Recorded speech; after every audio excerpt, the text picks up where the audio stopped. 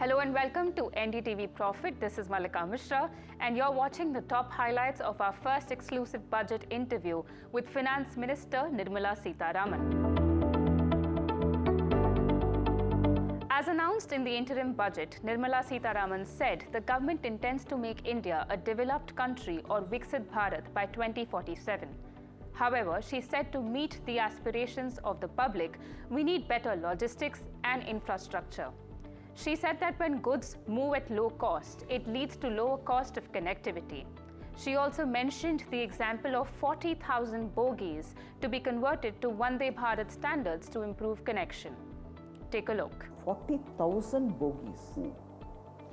आत्मनिर्भर बोगीज के स्टैंडर्ड पर तुरंत उसका कॉस्ट है विषय नहीं है। क्यों आम जनता आत्मनिर्भर ट्रेन का वैसे ही कंफर्ट लेवल में ट्रेन में चल नहीं पाएंगे?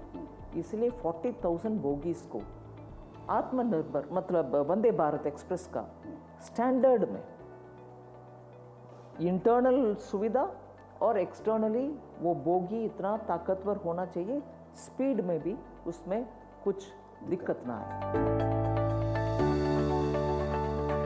When asked about her focus on women, she spoke about Lakhpati Didi concept and its deep-rooted reach in the villages of India. She said that the concept has helped many women turn financially independent. The finance minister also mentioned the use of Namo drones in training and empowering women. Lakhpati Didi concept has reached the women of India even in the villages. जब हम बोलते हैं लखपति बन सकते हो आप, वो भरोसा से बाहर आ रही है।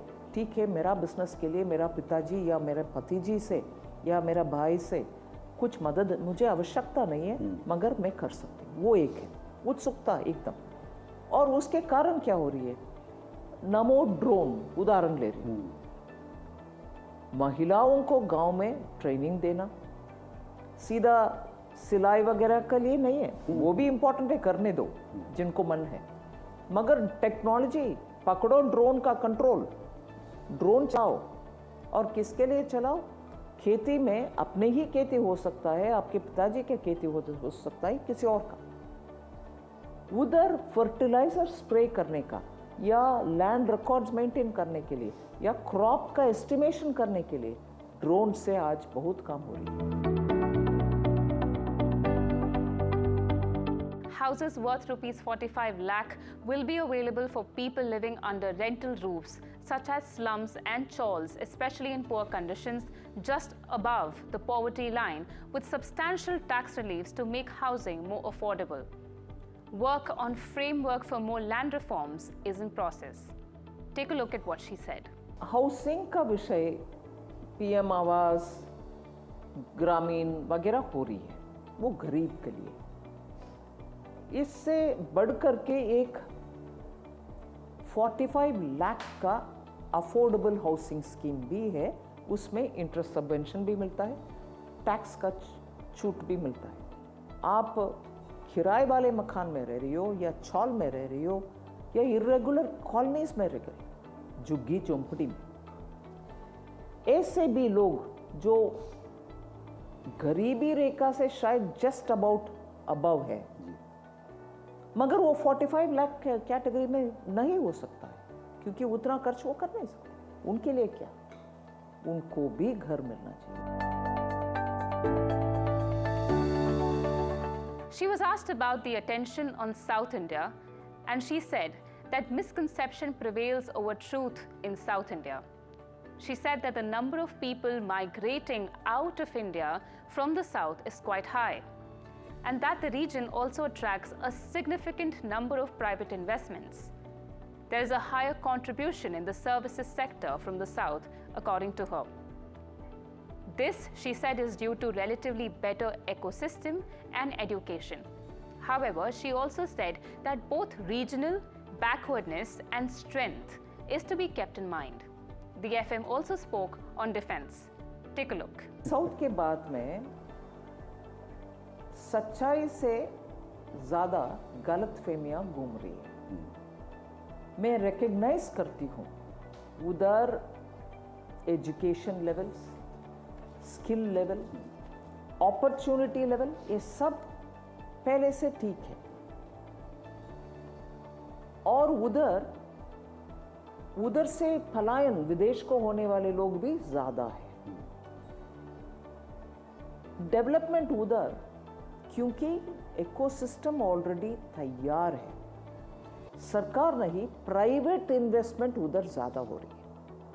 हम रियलिटी को फेस करें, इकोसिस्टम पहले से तैयार करने में राज्य सरकार भी केंद्र सरकार भी शायद बहुत सारे काम किए। डिफेंस कॉरिडोर क्यों गया उधर? माहौल था, चेन्नई में हार्बर, उधर प्राइवेट इन्वेस्टमेंट, कोयम्बतूर में स्मॉल इंडस्ट्रीज और वो डिफेंस कंपोनेंट्स तैयार करने वाले, और डीआरडीओ और डिफेंस लैब्स तमिलनाडु में, इसीलिए डिफेंस कॉरिडोर गया। She was asked an important question on the reasons behind bringing the white paper, and this is what she had to say. Take a look. 10 साल हो गए हैं, 10 साल हमारे हो गए हैं, और फ्रजाइल 5 से अभी हम टॉप 3rd इकोनॉमी में पहुंचने के लिए आगे बढ़ रहे हैं। इस समय वो पेपर ले आने में हमें भी समझ में आएगा और क्या बेहतरी करने का हमारे सामने अपॉर्चुनिटीज है और क्या हम करना नहीं है।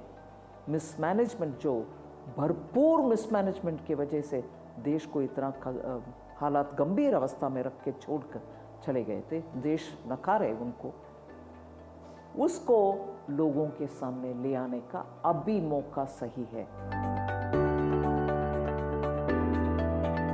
Lastly, when asked about global worries and risks, she said that the government has completed 10 years and we have come from fragile 5 to top 3 economies now, but uncertainty is the biggest challenge for growth and development.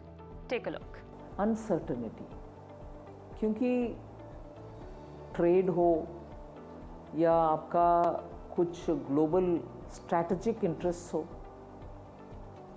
सभी विषय में आज अगले 2 साल में क्या होगा ये बोलने का भी किसी का बस में नहीं है विषय।